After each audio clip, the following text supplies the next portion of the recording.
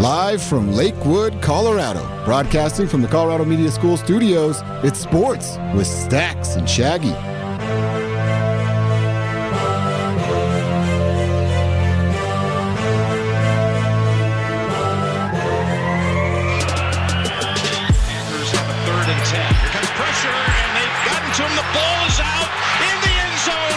Recovered by Malik Jackson for the touchdown. It was Vaughn Miller with the strip sack and Jackson with the recovery. No, he missed it. Jokic, long pass. Harris has it. Sent away. Oh, what a pass. Peyton Manning again smiling. The countdown. Cleared up.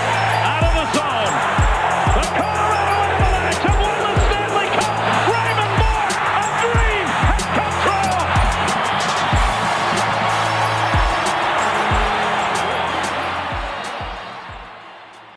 Everyone, thank you for joining us. We are live at the Colorado Media School. Shaggy, you created that, man. How long did it take you to create that? I'd say about like 20 minutes at that. Hey, shout out to Shaggy. Credit him for the intro.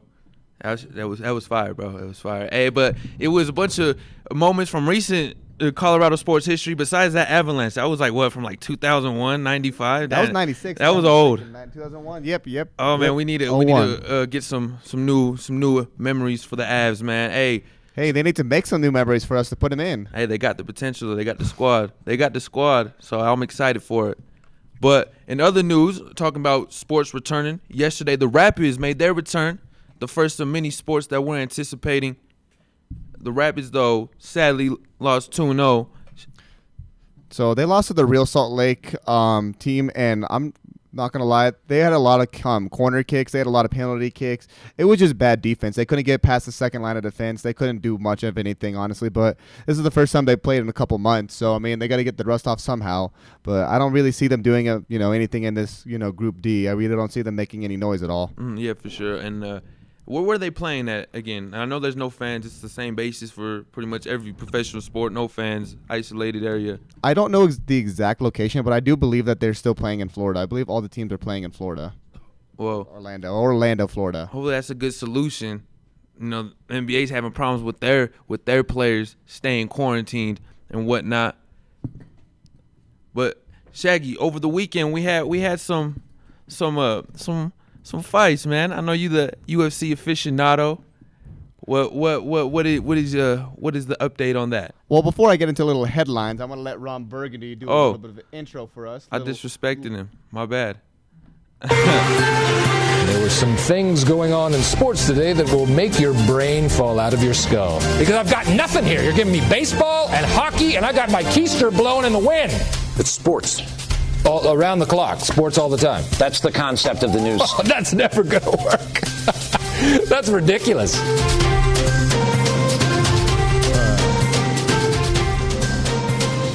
Thank you, Rob Burgundy. Yes, thank you, Ron Burgundy, Shaggy, for that very, very interesting sound bit.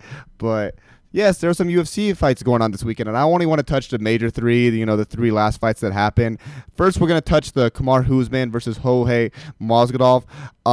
Jorge took the fight within 6 days of advance, so he had to cut 20 pounds within that 6 days, and it really showed up in the fight with him really losing a lot of stamina after the third period, and it really showed. I mean, I feel like Gilbert Burns would have been the better fight, but I wanted to see Jorge win, and I wanted to see Jorge have that prize fight because, I mean, he hasn't had that prize fight really ever. Well, Jorge, the thing is, I figured he would lose 35-13 going into the fight. Usman was, 21-1, 16-1? Yes, Kamaru Usman was 16-1, yes. 21-1, that was the other fight. And he was on a 15-game or 15-fight win streak, so he had not lost in 15 fights. Now, 16 fights. And so I feel he just had the momentum going, and yet he is a little bit younger than Masvidal for sure. And Masvidal in his fighting prime, 35, a little bit probably past it. I think, just Usman had too much physicality for him. Yeah, I mean, I think so too, and I mean, like you said, the age has a lot to do with it too, and the time periods and when they fought too. Masvidal posted on Twitter right after, he was like, if you give me 15 days to train for that, he was like, I'm gonna put up a better fight. He was like, I was got put on such short notice, but he was he pulled a Donald Cerrone, anytime, anywhere, any place, let's fight. So, and you got to put in respect for that. I mean, not many people would want to go fight against the champion, the champion belt holder in 6 days. I mean, not many people do that, so you got to give him credit for that. And I wouldn't say that he wouldn't want to do that. He just wouldn't want to have that little bit amount of time to prepare for that, for sure. And to get to your point, you got to give him way more time than that. If you got to get him in the right mindset. It's just like throwing a lot at him, for sure. No, agreed. And the second fight was Alexander Volkanovski versus Max Holloway, and this fight was very interesting, actually. So I believe that whoever won the third period really won that fight, and it really went both ways. It seemed like Max won the first 2 rounds, and then Alexander really picked it up in the second 2 rounds. But I really do believe that Max got, screwed out of a belt, honestly. Yeah, Max, a lot of people were saying that. Max should have won, honestly. Max won that fight, honestly. But, you could go both ways. And, I mean, the judges scored it, the way they score. I mean, you get different ways that they're going to score it in Vegas or if they're going to score it in New York. I mean, they stop fights really early in New York where they'll let those fights go in Vegas. Yeah, I know you had Max Holloway going for it, but you didn't have you weren't surprised that I'm not going to butcher his last name, but you weren't surprised that I'm calling him Alex. You weren't surprised that Alex won that? Well, I could see a situation where he was going to win it. I just, I don't know. Like, Max Holloway really hadn't had a fight like him up until that chance, and I feel like they fought so evenly matched, and I feel like Max Holloway really pulled away so much in the first 2 rounds that I feel like it, left a huge discrepancy from the last 3 rounds. But, that's why we have, refs, I guess, and that's why we have judge scorecards. Yeah. Who knows, man? So, and then for the last fight, it was Peter Yan versus Jose Aldo, and Peter Yan had won by decision. And this was a fight that I could see going either way. I just wanted Jose Aldo to win because of how much he used to wreck it in his previous career up until Conor McGregor kind of silenced him. Hey, you sure it's not Petr Yan? Petr Yan. Is that how you say his name? Petr Yan? I know, like the R's before the E. I Yan. don't want to butcher his name too, but we'll just call him Yan, Mr. Yan. No, so Yan won that bout. Oh yeah, Yan won the bout. Yeah, he won it. So all 3 of the fights were all 25-minute fights, 5-minute rounds because they were all basically championship fights. So yeah, and Yan won it. Yeah, I won it, and I'm gonna tell you about someone who's not winning right now, transitioning a little bit, and that's Russell Westbrook testing earlier this morning for the coronavirus. And we're going to get a little bit more into that in our NBA segment into the show. But just to touch on it a little bit before we go on the break, this was something that concerned me first when Nikola Jokic had got the virus. It was, it was going to become more serious situation when a star player of these kind of guys' caliber, yet, there were players catching the virus. But no one at the magnitude of Nikola Jokic and Russell Westbrook, and Westbrook being the second star. And could this be a domino effect of big-name superstars contracting the virus? No, and yeah, it's it's something that we've been talking about the last 3 weeks. Honestly, it's we've been talking about it with the Joker situation. We've been talking about it with what if LeBron gets it? What if Giannis gets it? Now this is the first big-name player to actually get this. But talking on some other news. Hold on, wait. You said the first big-name player to get it? What? Well, first big name, like, household name. Jokic ain't a household name? Maybe in Denver he is, but I mean, I really don't think. If you're a real basketball fan, I understand. If you're just a generic basketball fan, if you don't know basketball, you don't know about Jokic. Oh, no, I agree, yeah. But, I don't feel like he's a household name. I feel like more people know about Russell Westbrook across the United States than they do about Joker. I get that. I do understand that, but you're not a basketball fan if you don't know about Jokic. I'm just going to let you know that right now. No, that is true, especially a Denver basketball fan if you don't know about him. So, switching off onto some NFL headlines, the Washington Redskins announced this morning that they'll be switching their name. They have not exactly came up with the name that they want to switch it to, but the ideas that they have are as followed as the Washington Warriors, the Washington Red Tails, and there's a couple other names circling, but they're not as big as those two. They said that they'd be dropping the name sometime this week. Yeah, and I know you said the Washington Warriors was almost a sure thing. You saying it's like pretty much close. It's the front runner out of all those names. Well, they were posting that one on ESPN, and they were talking about it a lot on ESPN. So it's just something that I would assume that would happen. Yeah, I heard the Red Tails was a candidate. Washington Warriors, huh? After 60-plus years of being the Redskins, there will be a new name in Washington. And we got some NBA talk, a little bit more for you coming up here on Staxxx and Shaggy.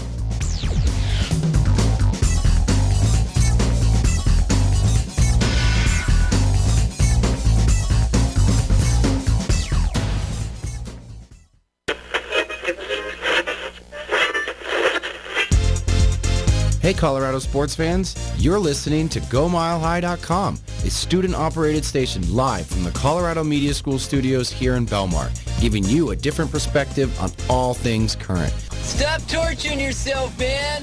Live in the now! So stay tuned to see what's coming up next on GoMileHigh.com, Colorado's sports lifestyle. Showing! Every day, across this country, hundreds of college radio stations take to the air, broadcasting music and programming that you won't hear anywhere else. It's one of the last places where people can really be able to actually say what they want to say. Without it, you wouldn't have a place for local artists to perform. Certain people need to have a chance, a fighting chance, and college radio is that place for it. College radio changes the lives of those who are involved with it and can change those who listen to it too. This is where we start out, you know? From getting all this great experience working in college radio, it makes you want to work in real radio. College radio means finding yourself. It helped me find what I wanted to do in not only school, but in life. So support college radio by continuing to listen to this station and supporting the students who make it happen. College radio, now, more than ever. A message brought to you by this station and the College Radio Foundation. For more information, please visit collegeradio.org.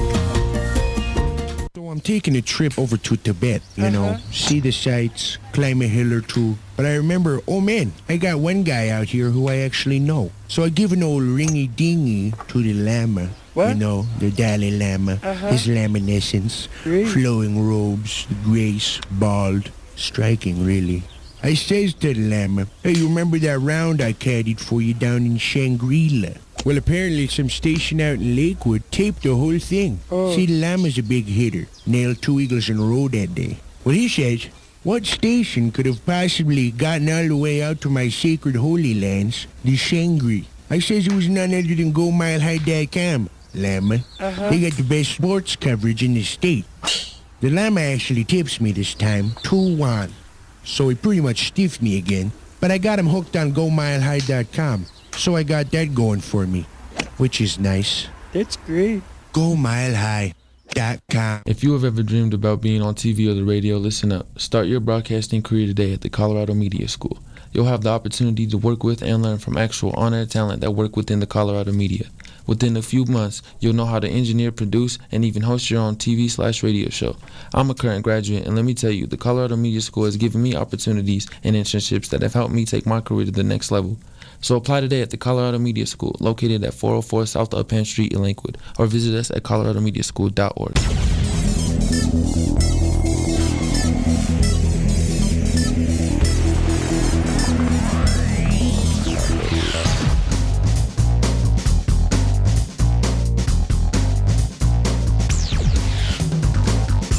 Over the weekend, the Bleacher Report released the top 100 player rankings from the 2019-20 NBA season and going into the tournament.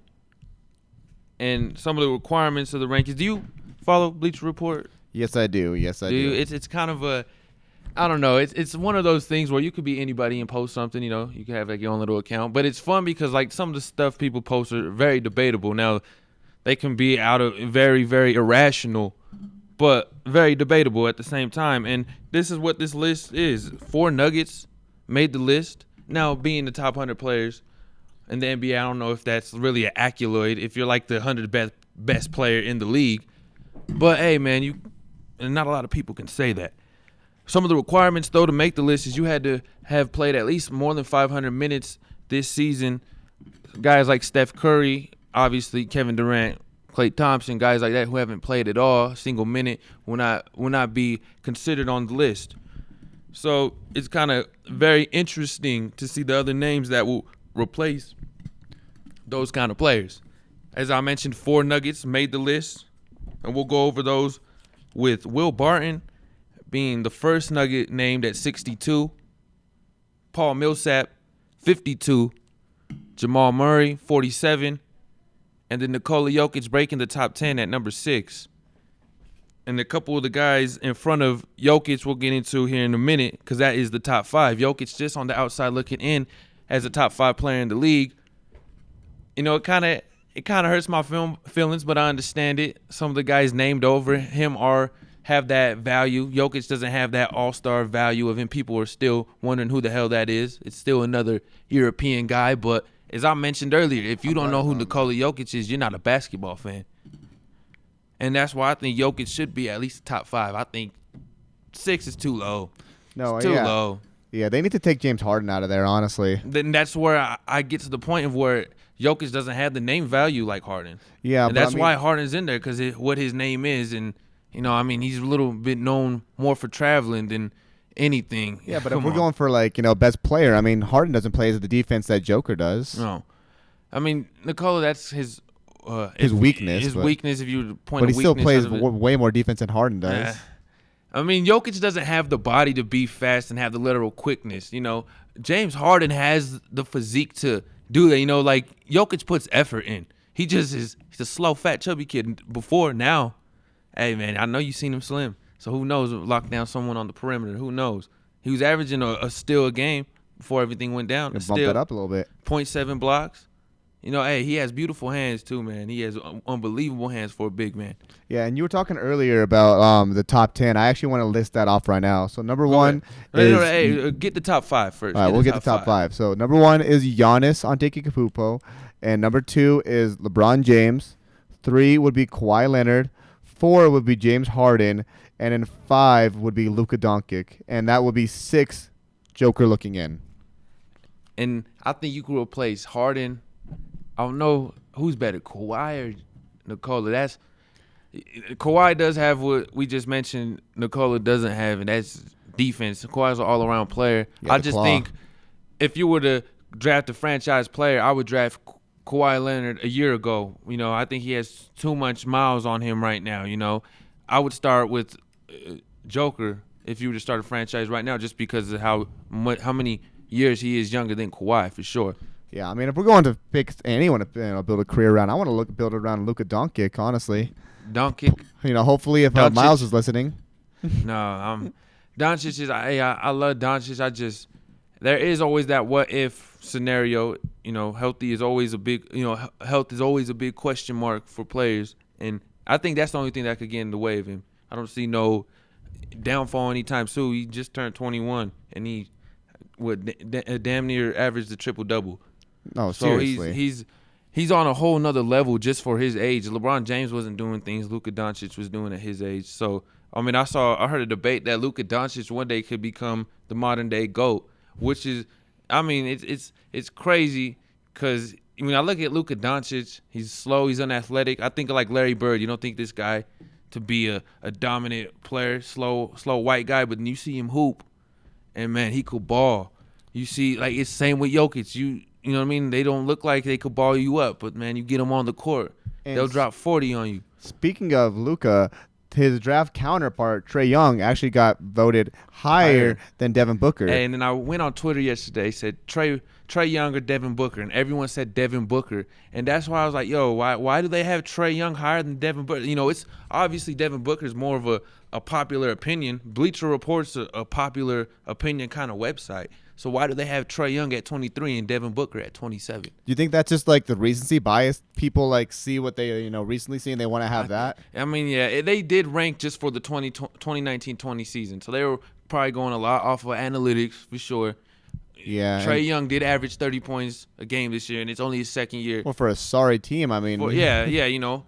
That's what, you know, I'll try to make the argument that Trae Young was balling. You know, he had as many points as Curry did in his first MVP year. But then again, he was getting the green light to throw up as many shots as he wanted. Yeah, didn't he have like the 5th most shots attempted for 3-point shots in the NBA? But he had like the 30th most shots made for 3-point shots. You know, Trae Young he's a great player. Is he a guy that leads your franchise? No.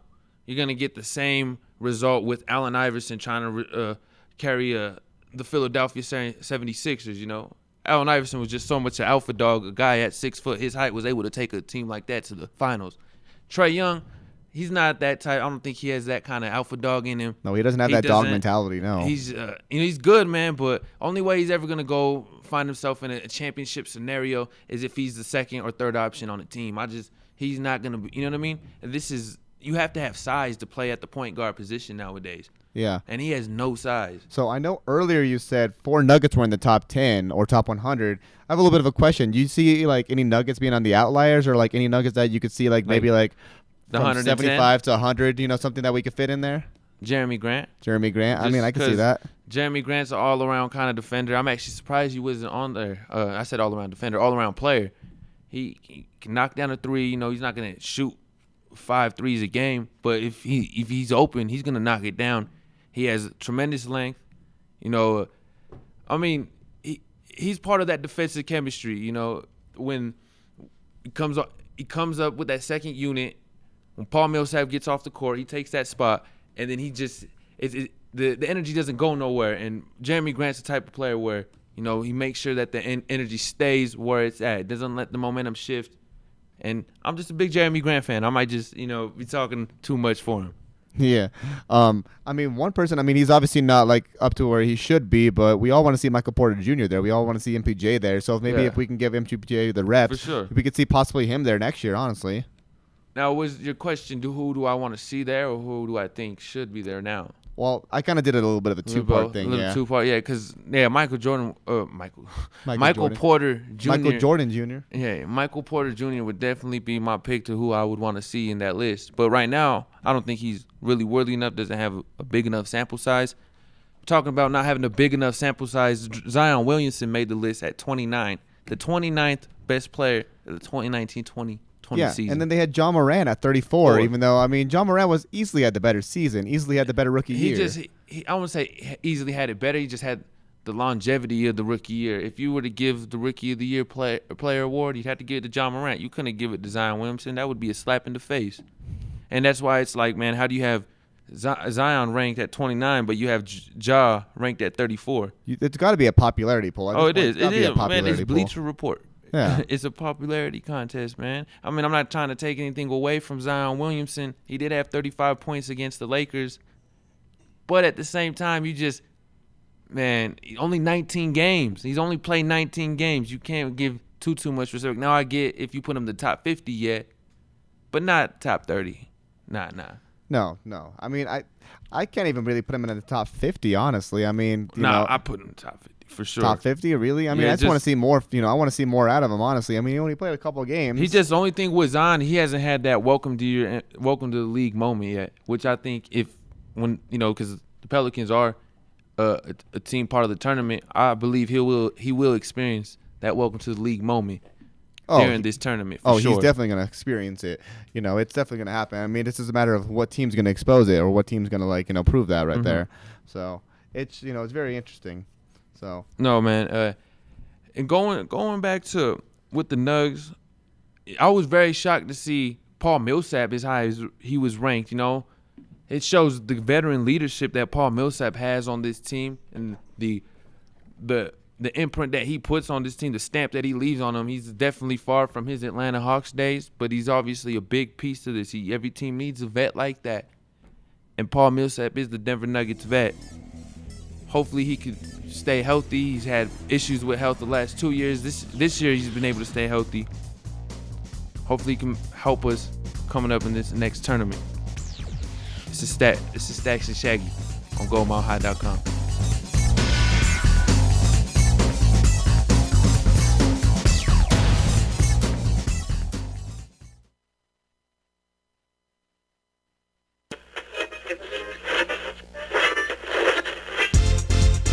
Hey, Colorado sports fans, you're listening to GoMileHigh.com, a student-operated station live from the Colorado Media School studios here in Belmar, giving you a different perspective on all things current. Stop torturing yourself, man.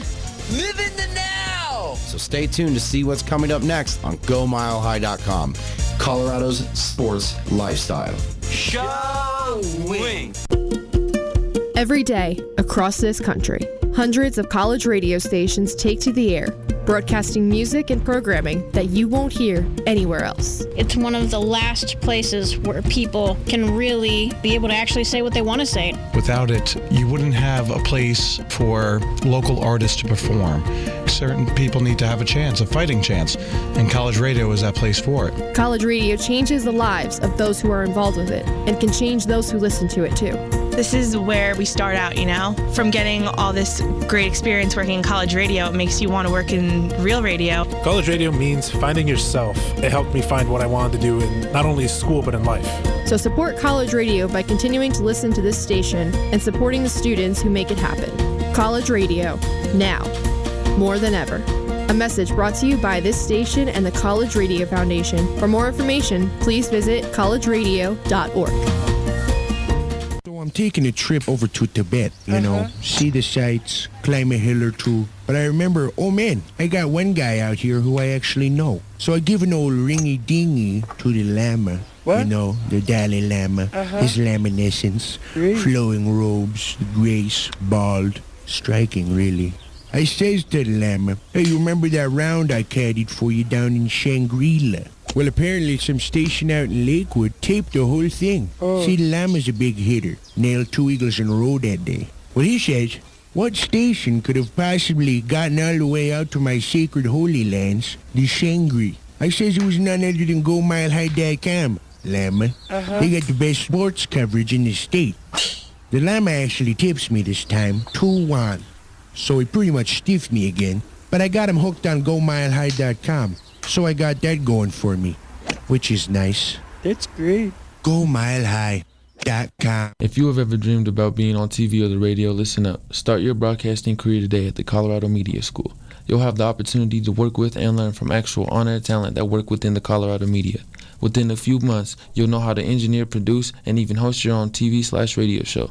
I'm a current graduate, and let me tell you, the Colorado Media School has given me opportunities and internships that have helped me take my career to the next level. So apply today at the Colorado Media School, located at 404 South Uppan Street in Lakewood, or visit us at coloradomediaschool.org.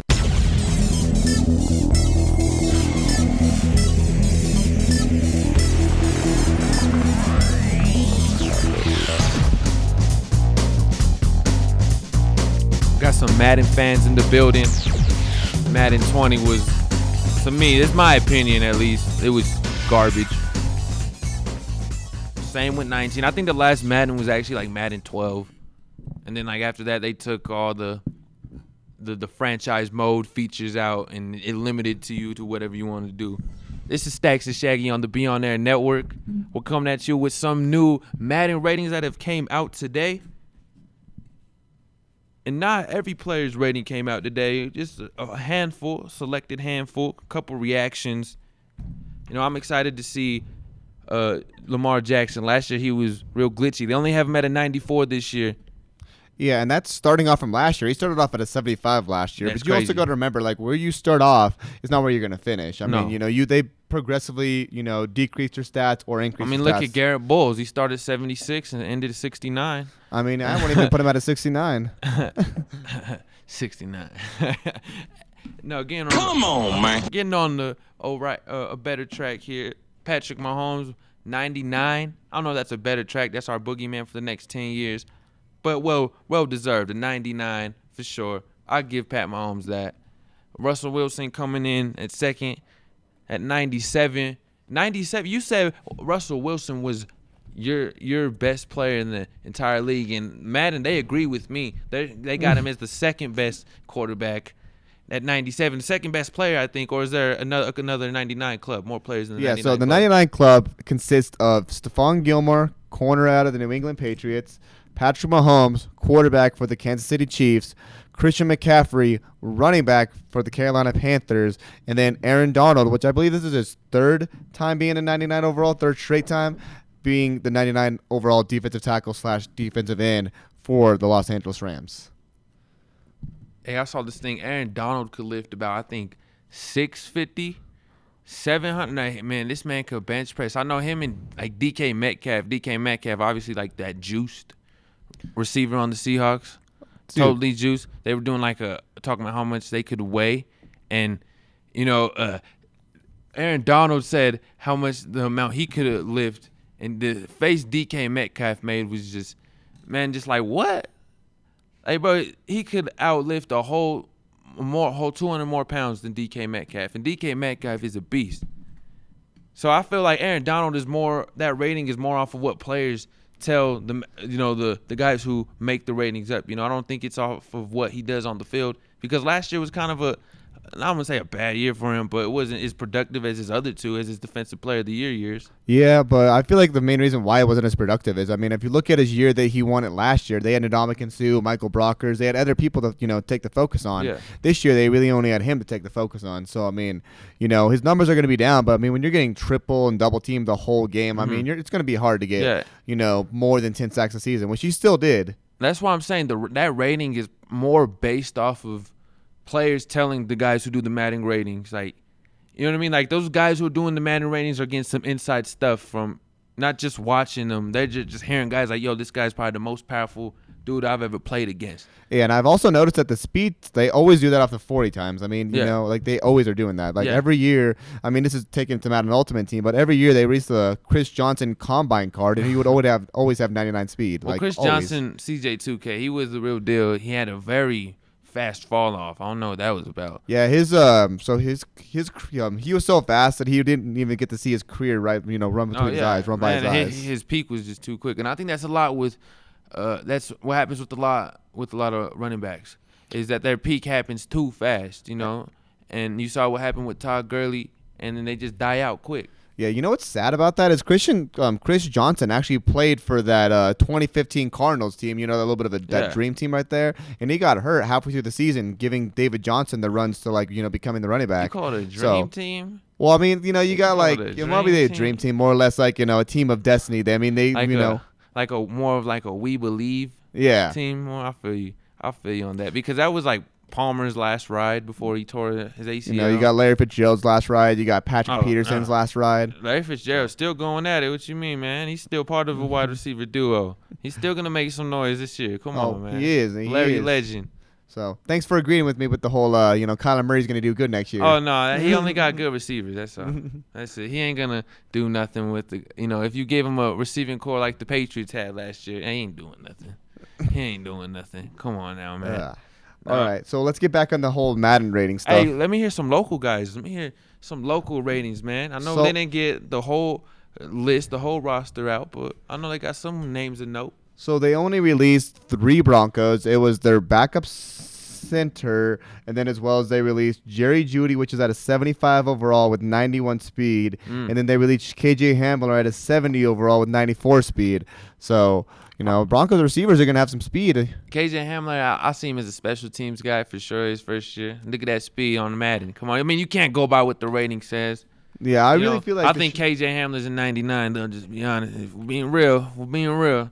Hey, he was the fastest receiver in except, for Henry Ruggs, aside from Henry Ruggs, but KJ Hamler was the fastest receiver in college football last year. Yeah, and I'm glad that you brought up Henry Ruggs. So Henry Ruggs, his rating was that he had a 98 speed rating, which was actually the fastest out of all the rookies this year. So, which brings me to a question, That's based off of his combine. We was going off of, how those guys do all that. It's based off of their combine. No, it's true. Their combine 40s. It brings a question this is a Madden question only, not a real actual NFL question, but what defense are you going to play when you're using the Broncos when you play against the Chiefs and the Raiders? I don't know. What are you going to play? Because you can't be playing press coverage with Tyreek Hill and Henry Ruggs out there. No, I can't even answer that, bro, because Madden is just so trash every year. How is the Giants defense is the best defensive playbook in the game? How the hell is the Raiders offensive playbook the best playbook in the game? Bro, that's why I can't stand Madden. Let's transition it to some real sports. I'm just playing. But I can't. I don't know, bro. It's gonna be one of those cheesy offensive playbooks. It's a video game, bro. They just design it to manipulate us, man. That's what it is. Personally, for me, because I like the manipulation, I'm probably going to put my fastest corner on him, and then I'm not going to be playing press coverage, and then I'll probably be shading my free safety. You had your answer ready, huh? You was thinking this 3 months. You already got the game pre-ordered and everything, huh? Actually, I do already have the game pre-ordered. I'm going to get it a week before. I'm going to pre-order a week. I'm not doing it now. I got too much stuff to pay. Yeah, I pre-ordered the last 5 Madden. Since Madden 16, I have pre-ordered and owned them the day they came out. I bought Madden. I didn't buy Madden. No, I bought Madden 18 the day it came out. Madden 19 I didn't buy. It was trash. Madden 20 I bought the week later it came out. Like, I love Madden, bro, but I don't love it like that. Yeah. I can't. I've been done with it. I've been done with it, man, for like 5 years. It's so garbage. Man, hey, what are some of the best Madden players all time, though? Like, characters. Well, best Madden characters? Of course, you have to 04 Vic's going to be in there. Yeah, you got to put 04 Vic there. I mean, you got to put, we could put Madden 16 Odell Beckham in there. Hey, no, I like Madden 04 Vic, though, is not just the best Madden player. He's one of the best video game players of all time. Yeah, bro. Him and Bo Jackson from the Tecmo Bowl. On game Bo Jackson ain't got nothing on Michael Vick. I put my money on that all day. All day. So on the Xbox One, they have a backwards compatible Tecmo Bowl on there, and I actually played it a couple times. On Xbox One? Yeah, on Xbox One, they got it backwards compatible. What about PS4? That's a good question. I don't have a PS4, but on Xbox One they do. You gotta get on the train, bro. You gotta get on the train. No, would you think from Madden 20, Lamar Jackson would be one of the best Madden players of all time? Because he was hella cheesy, man. He was. I mean, with those X Factors, he was really cheesy. I mean, even then, you can go back to Madden 11 with Michael Vick on there too. Michael Vick on Madden 11 with the Eagles, with Deshaun Jackson, Sean McCoy, and all that. That was like a duo, though. That team was just crazy, bro. The Dream Team. That was the actual Dream Team. On paper, it looked good. They executed for like a year and a half. That 2011 season, they went 8-8, and then not only did they go 8-8, but they finished the year with the 4-game winning streak, but started the year with the 4-game losing streak. That's the year they made the playoffs, right? No, 2011 they didn't make it. The Giants. Yeah, the Giants won that division. Yeah, they won the division 9-7. And they won the Super Bowl that year. Yeah, they did, and beat the Patriots. Oh man, and you know what's sad is like the guys who are well deserving of some good Madden ratings, man. They're low. Like, look at Deshaun Watson this year. Had one hell of a year, his best year probably in his entire career, and he only got an 86 overall. Man, I can't stand these guys who be doing these overalls, man.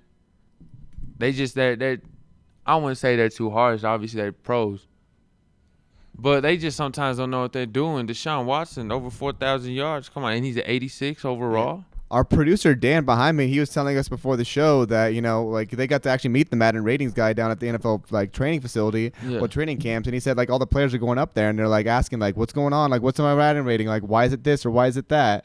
I mean, it's funny when those guys who, are nobodies go up and ask them. But it's with guys of note who ask them, yeah. Yeah, I'm not going to lie. Even if I was a nobody, I'm still playing with myself in Madden, man.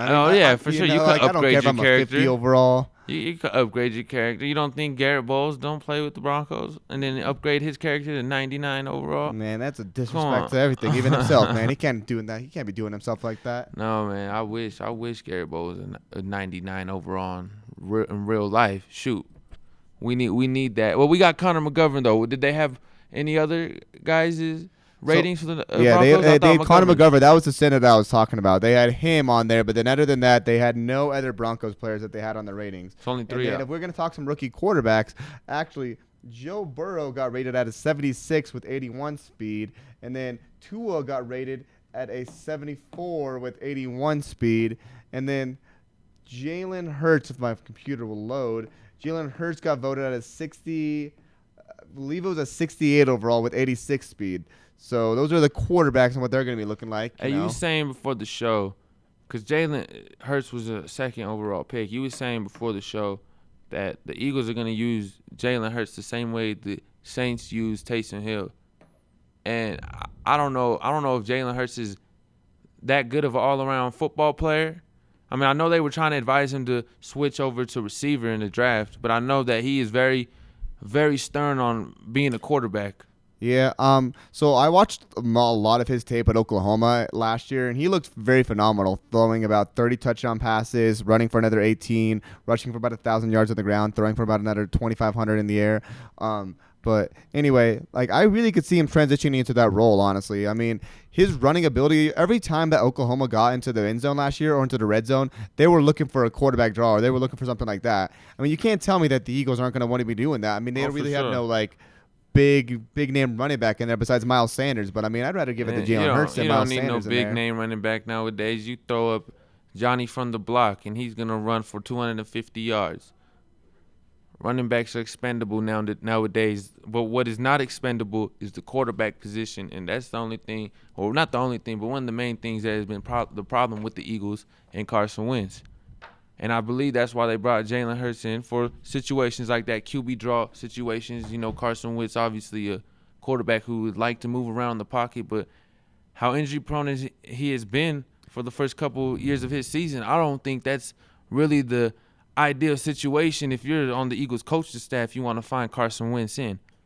No, yeah, and honestly, I feel like the main reason they did is because of his injury. I mean, he has such a question mark around his injury. I mean, you know, his injury concerns.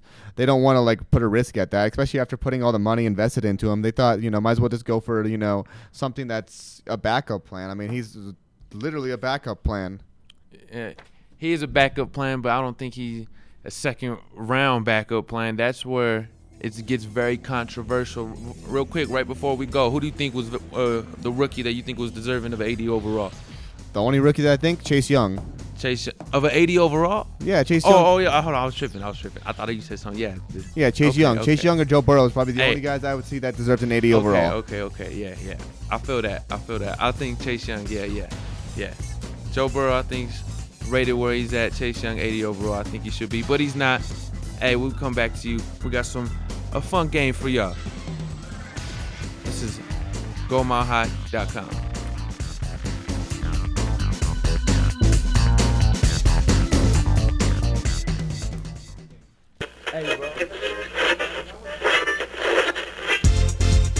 Hey, Colorado sports fans, you're listening to GoMileHigh.com, a student-operated station live from the Colorado Media School studios here in Belmar, giving you a different perspective on all things current. Stop torturing yourself, man.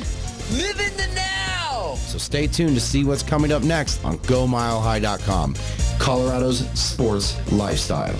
Showing. Every day, across this country, hundreds of college radio stations take to the air, broadcasting music and programming that you won't hear anywhere else. It's one of the last places where people can really be able to actually say what they want to say. Without it, you wouldn't have a place for local artists to perform. Certain people need to have a chance, a fighting chance, and college radio is that place for it. College radio changes the lives of those who are involved with it and can change those who listen to it too. This is where we start out, you know? From getting all this great experience working in college radio, it makes you want to work in real radio. College radio means finding yourself. It helped me find what I wanted to do in not only school but in life. So support college radio by continuing to listen to this station and supporting the students who make it happen. College radio, now, more than ever. A message brought to you by this station and the College Radio Foundation. For more information, please visit collegeradio.org. I'm taking a trip over to Tibet, you know, see the sights, climb a hill or two. But I remember, oh man, I got one guy out here who I actually know. So I give an old ringy-dingy to the Lama. What? You know, the Dalai Lama, his laminescence, flowing robes, the grace, bald, striking really. I says to the Lama, hey, you remember that round I caddied for you down in Shangri-La? Well, apparently some station out in Lakewood taped the whole thing. See, the Lama's a big hitter. Nailed 2 eagles in a row that day. Well, he says, what station could have possibly gotten all the way out to my sacred holy lands, the Shangri? I says it was none other than GoMileHigh.com, Lama. They got the best sports coverage in the state. The Lama actually tips me this time, 2-1. So he pretty much stiffed me again. But I got him hooked on GoMileHigh.com. So I got that going for me, which is nice. That's great. GoMileHigh.com. If you have ever dreamed about being on TV or the radio, listen up. Start your broadcasting career today at the Colorado Media School. You'll have the opportunity to work with and learn from actual on-air talent that work within the Colorado media. Within a few months, you'll know how to engineer, produce, and even host your own TV/radio show. I'm a current graduate, and let me tell you, the Colorado Media School has given me opportunities and internships that have helped me take my career to the next level. So apply today at the Colorado Media School, located at 404 South Uppan Street in Lakewood, or visit us at coloradomediaschool.org.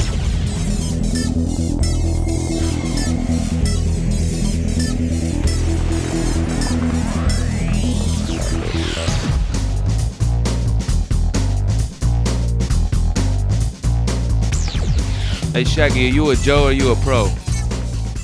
I mean, depends on what you know, the classification of a Joe or the pro.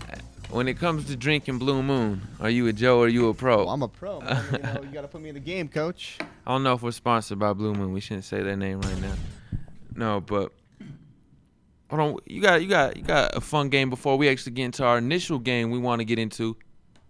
Once you let them know what the 2-minute drill is all about, Shaggy. So we have a series of a couple just random questions here. He's gonna take a minute to answer them. I'm gonna take a minute to answer them. We're gonna clock us at the very end of each minute, and yeah, that's basically the gist of it. All right, man. Hit me with them. Hit me, baby, one more time. Hey, man, I gotta hold my composure. You know, sometimes I'm a fool back there. And we want me to start. I'm gonna start. Let the games begin. Oh. All right, yeah, you can start. Yeah, you can go. No. I'll let you have it. Or me. All right. So I had this little scenario for you. Would you have offensive line full of Garrett Bowles and Saquon Barkley, or would you have the Saints offense and the Miami Dolphins defense? Man, I would rather honestly have the Saints offense with, rather than the Miami Dolphins defense, honestly, with that, than rather than a whole line of Garrett Bowles. I mean, I would do the Saquon, man. I'd have to beg to differ because you know how much fun, what kind of fun football that would be like. Saquon's like a baby beast mode. He's just running because no one's gonna be blocking for him. You got an offensive line of Garrett Bowles out there. He's gonna be running people over, and now it's gonna be bad. Like I'd only want to see that. I'd only want to see that for probably about a year. Because, you know what? Saquon Barkley would get killed with the whole offensive line of Garrett Bowles. All right, let's get into the second one. Right here. Hey, you pulled that shot clock on me. I hit the game winner. I just ran out of time. Yeah. I just ran out of time. So I mean, it made it, but I mean, it didn't count. It didn't count. All right. So what if Mahomes got drafted by the Bears and Trubisky got drafted by the Chiefs? How would their careers be different to this point, and how? 1 minute. It'd be way different. You already know, just the whole coaching staff. Patrick Mahomes would reward a phenomenal defense way more than the way Mitchell Trubisky rewards that defense. Mitchell Trubisky would still be an all right quarterback. I think he just would be what Matt Moore is to that system. Yeah, I mean, honestly, they're both, if you look at it, they're both Andy Reid systems. I mean, they both come from the same, lineage, the same tree. So, I mean, it just honestly, it really depends on the weapons around him. The weapons around him. The Chiefs don't have the defense the Bears do, though. He does not. So that's actually a good question, honestly. And that's actually a good question for the Chiefs. Actually, with Mitchell Trubisky turning the ball over so much, is that going to affect the Chiefs? Because think about it, Mitchell Trubisky will turn the ball over, and without a stout defense, they're not going to be able to reward them. And so Andy Reid would look like an idiot for drafting Mitchell Trubisky and letting Alex Smith go. Is it going down? I already had my piece, bro. If you did. I already had my piece. We need to kill it a bit more better. We got to kill it a little bit more better than that. Let's hit it off. We got a game, Joes and Pros. You got a couple pros and Joes, or Joes and pros and schmoes? No, I have a couple of guessing on the records next year for the teams. I have a couple, guessing on the Broncos, Patriots, and Cowboys records. But we'll get into a little bit of those. I thought it was a 2-minute drill, not a 3-minute drill. 2 minute. All right, bro. Pros and Joes. You ain't got a pro for me, or Joe? All right, I got one for you. Pro or Joe? Derek Carr. I'm going with, dang, man, because he looked like a pro in 2016 for sure. He was a pro for sure. No, man, he's a Raider now. He's a Joe. Nah, he's a Joe. I can't do that to my city, man. Nah, he's a Joe. Yeah, I mean, you give him the reason why he's a Joe. So, I mean, it goes back and forth for me, but I mean, the main reason why I feel like he's a Joe is, I mean, he hasn't really been able to produce since that 2016 season when he broke his leg. He has really, been a shell of himself at quarterback. Yes, he has thrown for 4,000 yards. 2 of the last 3 years, but that's in an offense that's predominantly throwing now. I mean, that John Gruden offense is more of a throwing offense. They broke his leg with a 21-point lead. Yeah, he broke his leg with a 21-point lead. I don't know if that's worse than Derrick Rose only having a minute left and tearing his ACL up by 11, but man, that was terrible. Derek Carr or Derrick Rose? Damn, 2 Derricks. Dang. Yeah, 2 Derricks and 2 injuries. Oh, and 2 terrible injuries. Hey, can we put that together? Derek Carr and Derrick Rose Derek Carr broke his leg with the 21-point lead. Derrick Rose tore his ACL, MCL, whatever it was, when he was up by 11 points. Yeah, are we allowed to get sound effects of injuries here? Because I would like to get the sound effects of like Joe Theismann's leg breaking, see if like who can guess that and who can't guess that. No. He's like, I don't want to guess that. That's sad stuff, man. Dan's like, I might. I got one for you. Now I'm gonna have a name for you. A pro or a Joe? Antonio Brown. Oh my.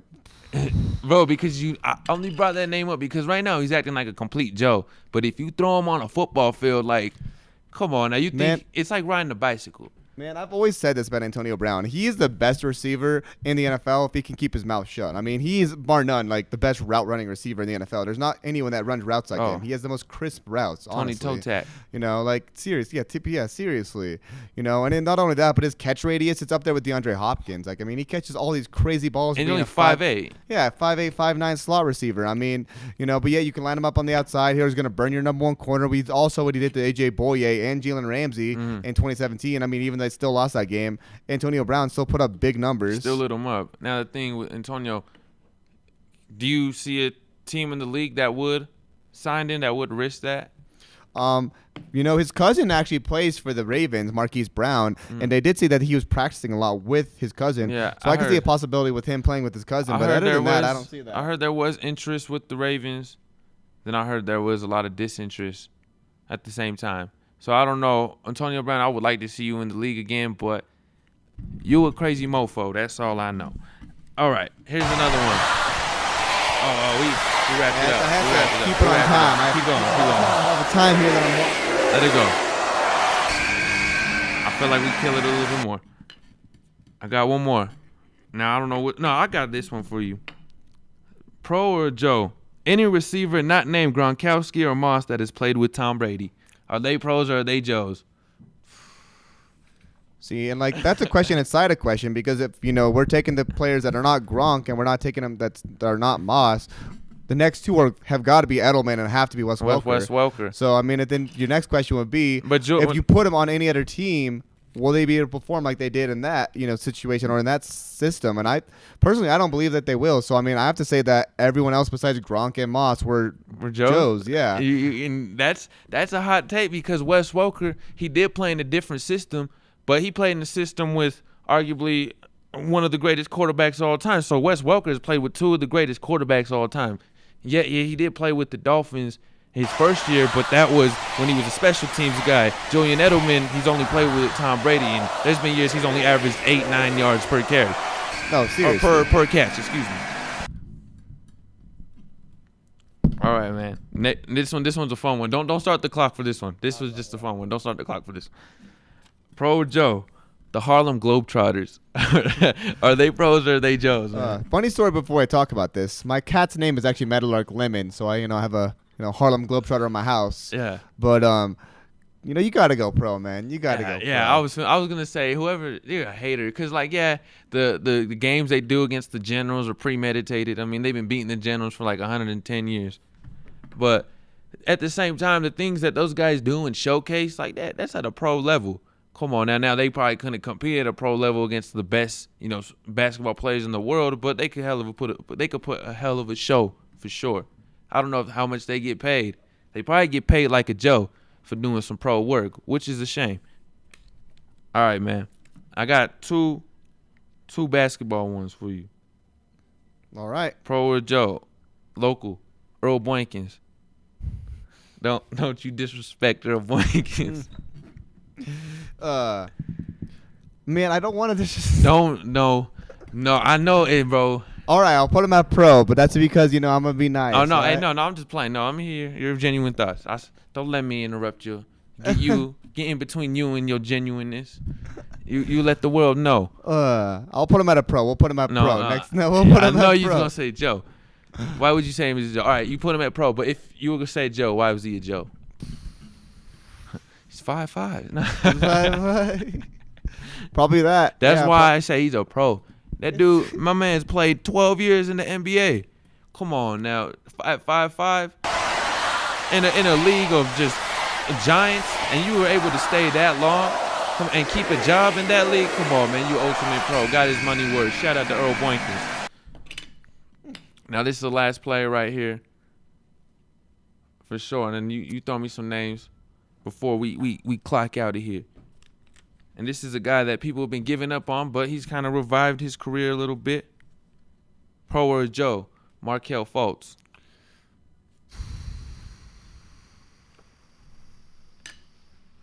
I know, like, I wish I had that thing, honestly. I mean, like, it took me a little bit to think about that one, honestly. Early in his career, I probably put pro. Early in his career. You know, early Joe, but later probably pro. Wait but a minute. yeah, probably pro now, but early on Joe. Yeah. I think he's still a Joe, but he could still be a pro. He got drafted. Now, this is where I don't think this was like probably the best example, because this is kind of a cruel one. This is a very cruel one. Markelle Fultz, his career has been based off of injury, and I'm gonna go past on the clock on this one. I don't care, but his career has been plagued by an injury that really never happened. So, you know, it's been bad development, put in a bad situation. But I like what he's been doing in Orlando. He's been able to bring his shooting up. He's been able to do it tremendously. He's been able to score 12 points per game compared to 7.5 his first 2 seasons. Terrible three-point shooter still. Only shooting 25%, but his field goal shooting all around is very efficient, 47%. Free throw shooting is the best that he's had even from his collegiate days. Came in the league as a terrible free throw shooter, 64%. This year, 72%. And I know everyone, he was a laughingstock. He was a meme for that free throw he was shooting. Have you seen that meme, Jacob? I have not seen that meme. Shaggy, no. my bad. I'm releasing the government. My bad. I don't want. I know, they can't tell the FCC who I am, man. You know, my bad, man. But no. Can you see where I'm going, though? This is definitely a guy who is a Joe right now, but this year has definitely transitioned to him going on the right path of becoming, you know, a pro. I mean, already a pro, but in the sense of how we're saying a pro is a stud. You know, interpret that as a stud. And then Joe is a scrub. Stud or scrub, Joe or a pro, however you want to put it. And right now, Markelle Fultz, you're doing some good things. You're on the right track, but you're still a scrub. You're still a Joe. Any thoughts on that, Shaggy, before we go? No and that rhyme. No real thoughts. I was kind of messing with the computer back here, so I didn't get to hear the last bit of it. But man, how you just gonna disrespect me like that, bro? You and like 2 other people are listening to me. I need you to listen to me, bro. Yeah. I need you to listen to me. It makes me feel important sometimes. No, man, it was fun though. It was fun though. No matter how incoherent we sound sometimes, it's always fun to be in the presence of you, Shaggy. I hope you can say the same about me. Oh, I can't really say the same about Dan back there, though. He's always hating, discriminating, and you know, he's always talking that smack about the Nebraska. Hey, this was fun. This was fun, man. We're gonna have to see you tomorrow night. Tune in.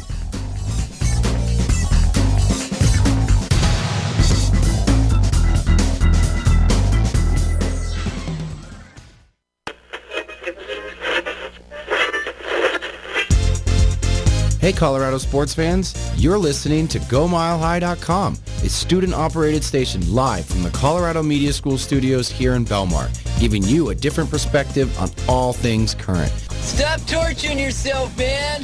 Live in the now. So stay tuned to see what's coming up next on GoMileHigh.com, Colorado's sports lifestyle. Showing. Every day, across this country, hundreds of college radio stations take to the air, broadcasting music and programming that you won't hear anywhere else. It's one of the last places where people can really be able to actually say what they want to say. Without it, you wouldn't have a place for local artists to perform. Certain people need to have a chance, a fighting chance, and college radio is that place for it. College radio changes the lives of those who are involved with it and can change those who listen to it too. This is where we start out, you know, from getting all this great experience working in college radio. It makes you want to work in real radio. College radio means finding yourself. It helped me find what I wanted to do in not only school, but in life. So support college radio by continuing to listen to this station and supporting the students who make it happen. College radio, now, more than ever. A message brought to you by this station and the College Radio Foundation. For more information, please visit collegeradio.org. If you have ever dreamed about being on TV or the radio, listen up. Start your broadcasting career today at the Colorado Media School. You'll have the opportunity to work with and learn from actual on-air talent that work within the Colorado media. Within a few months, you'll know how to engineer, produce, and even host your own TV/radio show. I'm a current graduate, and let me tell you, the Colorado Media School has given me opportunities and internships that have helped me take my career to the next level. So apply today at the Colorado Media School, located at 404 South Uppan Street in Lakewood, or visit us at coloradomediaschool.org. So I'm taking a trip over to Tibet, see the sights, climb a hill or two. But I remember, oh man, I got one guy out here who I actually know. So I give an old ringy-dingy to the Lama. What? The Dalai Lama, his laminescence, flowing robes, the grace, bald, striking really. I says to the Lama, hey, you remember that round I caddied for you down in Shangri-La? Well, apparently some station out in Lakewood taped